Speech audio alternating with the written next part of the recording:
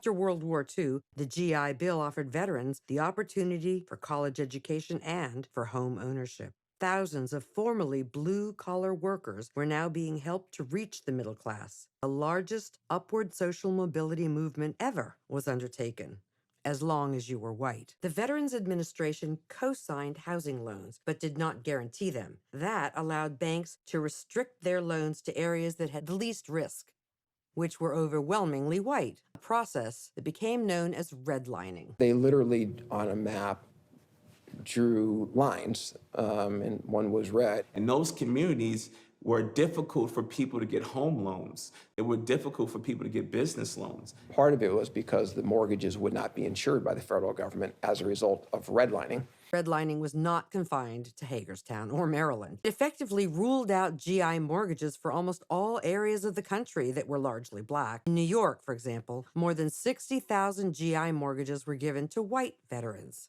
Fewer than 100 went to blacks. Unable to access the capital needed to purchase or improve homes on Jonathan Street, over time, the area became less desirable. Until we had the Fair Housing Act, you had these various schemes that were predicated on the fact that African Americans did not have access to traditional, regular prime mortgages. And unfortunately, what we've seen is all of a sudden throughout their neighborhoods, you would have this huge number of homes in foreclosure.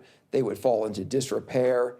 And so they then had the negative collateral effect of reducing the property value of the folks who still had their homes. For most American families, their home is their largest source of generational wealth.